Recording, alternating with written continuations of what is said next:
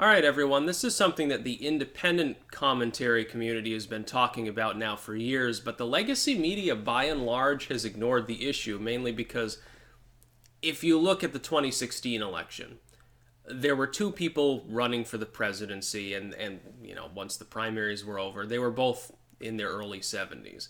Trump was almost 71, and Hillary was just 70, I believe, on Inauguration Day, if I remember correctly. They were both on the older side, not like way over the hill, but on the old side. Trump is now 73. There are three viable possible contenders for him, unless you look at some dark horse effect. March surprise, Buttigieg out of nowhere. It's Buttigieg Beto to the fore, which probably won't happen. There are three possible contenders for him. Bernie Sanders is 78. Joe Biden is 77, and Elizabeth Warren, she's a spring chicken at 71, almost 72. Age has become a significant issue for the executive branch level politics of today. All of the major figures that could be the next president, whether Trump is reelected or not, are old. At some point, we've got to ask the question, is this fundamentally a problem?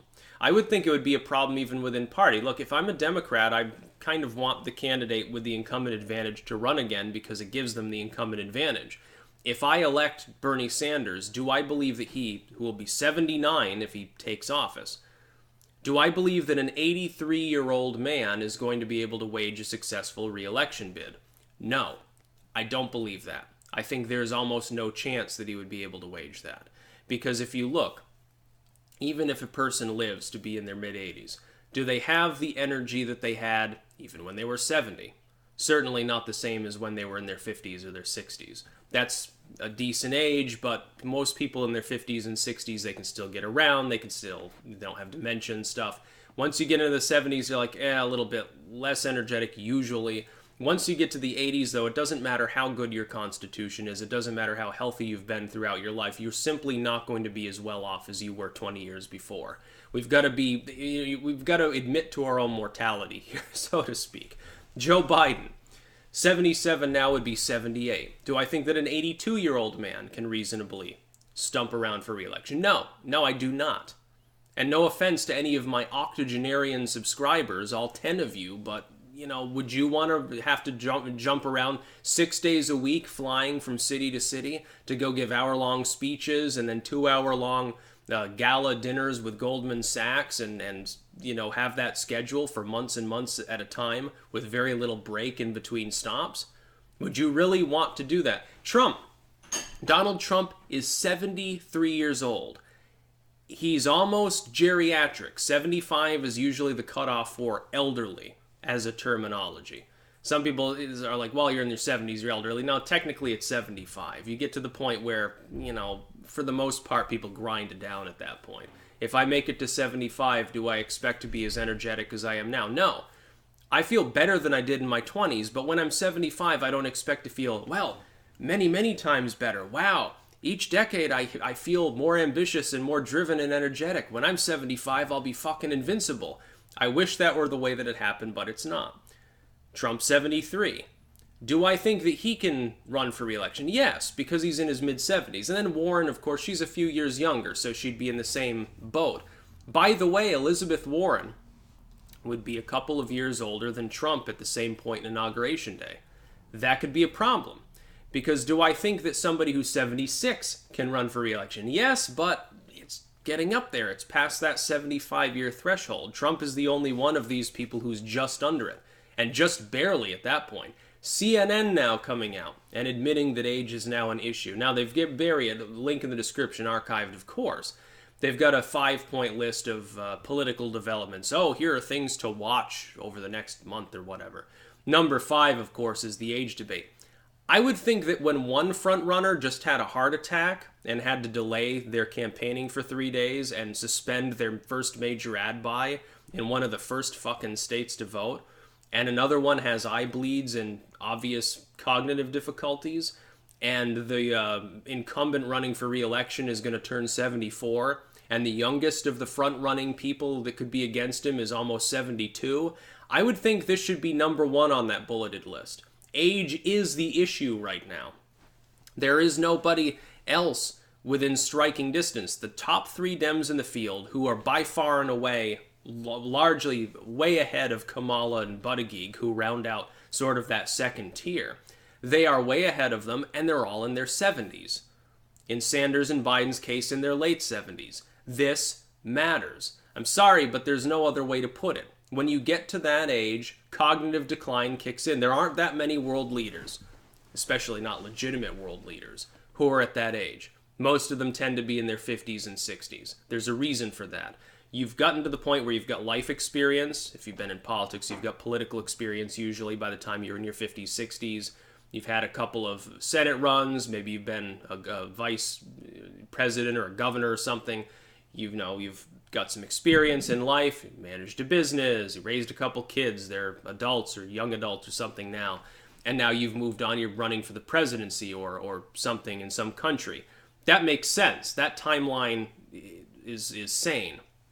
In the case where you've got someone who's that old, though, mostly you're dealing with career politicians. Name a thing that Bernie Sanders has done in his life other than be in politics. Or Joe Biden. Or Elizabeth Warren, for that matter. Again, the only standout is Trump. He's a newcomer to politics. Being president of the United States is the only elected position he's ever held. Trump has the uniqueness and the incumbent advantage, which is why I think he'll be reelected. It's another advantage that he happens to have. It's not just he's better spoken. It's not just that the Democrats keep attacking and destroying one another. It's not just that the DNC lacks leadership and is coming from behind in every fiscal sense. It's also the incumbent advantage mixed with age. He's younger than Biden and Sanders. He's not as young as Warren, but he comes in just under that threshold. Even then, it's going to be an issue. Of course, Donald Trump at 74 is not the same as Donald Trump at 69, although he looks like he's declining a lot more slowly than Biden or Sanders are. As far as Elizabeth Warren, she's got such an abysmal track record of lying about everything under the sun that it's not clear she's a viable contender. That's the problem with her. And then you go downfield. You've got Buttigieg. He's in his 30s. He's arguably too young. He's arguably too young to be palatable to a lot of Democrats. Well, that could be a problem. I think he's much more viable. I think that he could potentially even win, but, it matters what the Democrats think as far as who wins the Democratic primaries. My opinion doesn't count. I'm not a Democrat. I probably won't be voting in their primaries, although Vermont has open primaries, so, I could take a Dem ballot. Republican ballot will just be Trump's picture. You just put a check mark next to him and feed it into the machine, I guess. I don't even think they probably won't even have primaries for the GOP. I don't know, so I guess I'll have to vote. I'll make sure to vote against Bernie Sanders in the Vermont primary for the Democrats for what it's worth. He'll get one less vote from a Vermonter. Maybe that's something I can organize. Get all the Republicans in Vermont to take a Dem ballot and vote for Biden just to spite Bernie Sanders. That'd be an interesting idea. We should do it. I know that I've got a few dozen Vermonter subscribers out there. Let's fucking get it done. Really troll Bernie Sanders. That'd get him to drop out if he came in second in Vermont. He wouldn't be in the race for very long. I've obviously lost my mandate. People didn't want my free ice cream. They didn't want socialism. They wanted a dude whose eye bleeds instead. It reminds me of an ice cream flavor. It has to do with cherry or strawberry, probably. Biden's a sick old man, too.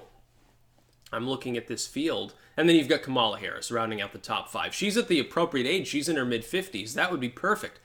She just can't gain any traction. She's already fallen from arguably a close second to 5th place. She's 4th in her own home state. She's not going to cut it. She's barely a second-tier candidate. I wouldn't be surprised if she slides further and ends up buried behind Beto and Yang and Klobuchar and some of these other arguable second-tier candidates who at least have 3 or 4%. I would not be surprised if within a month she's in like 6th or 7th place. So she's fundamentally done. The fact that she hasn't dropped out is hilarious, and it just means she's probably saving her money. She's going to say, fuck ads and travel and stuff. I'm just going to campaign for money, get the donations, then I'll roll it over into some other run, a couple years from now. I'll run for a gubernatorial slot. I'll be Governor Kamala Harris or something. She could do that, by the way. She's capable. It's not like she's a terrible candidate. She's just not nearly as good as these other people. She doesn't have Biden's name recognition. She doesn't have Sanders' track record. She doesn't have Elizabeth Warren's speaking skills, and she doesn't have Buttigieg's age. So, and she's not gay, as far as we know. Age is a huge issue. I would think it's one of the top issues of this current campaign, or at least it could become one. Now, so this would be great for the Democrats if they had a front runner who wasn't already in their 70s, but they don't. Their top three candidates, between Biden, Warren, and Sanders, you've got about 65-70% of Democrats. That doesn't leave a lot of room for other people in a packed field. Even if it were to thin out right now, how many more slots can there be at the top? And how do we know that it would be Harris? How do we know that it would be Kamala? How do we know it would be Buttigieg? Maybe it would be split evenly among a bunch of second-tier candidates that all be at 5 or 6 instead of 4 or 3. If that were to happen, it doesn't exactly matter, and that's assuming that it all goes to the bottom of the field. How do we know it wouldn't go straight to Biden or Warren? So, I mean, we can keep analyzing polls all we want, but right now, the 3 people with viability, who are in the double digits, they're all old. The Republican nominee, who is Donald Trump, is old. There's no other way to cut it. That should be something we're discussing, but, by and large, people don't want to, because the Republicans don't want to admit that the oldest president is running for re-election. Trump is the oldest person to hold that office, several years older than Reagan was when he took office. I think 2 years. In the Democratic side, it would be the same thing. Warren, if she got a second term at the end of the second, would be the oldest president. Biden and Sanders would already be the oldest. Like, if they supplant Trump, they become the oldest on day one of their presidencies. Both of them would be more than 80 years old and have to run for re-election. That is insane. The Democrats would have to be insane to nominate one of them. Warren, a little bit less so. She'd be capable probably of running for re-election, but why do you want to have a great buy by the hair of your teeth sort of situation where she's 75 years old and you're expecting her to work 15-hour days, 6 days a week, campaigning and being president at the same time? Are you nuts? You'd have to be nuts to think that's a good idea. At least in Donald Trump's case, his independently wealthy stature allows him to skip the fundraising side of campaigning. He can be fresh each day. He sleeps 4 or 5 hours, doesn't give a shit, and then he just goes and he talks to people and rambles. That's about all. Peace out.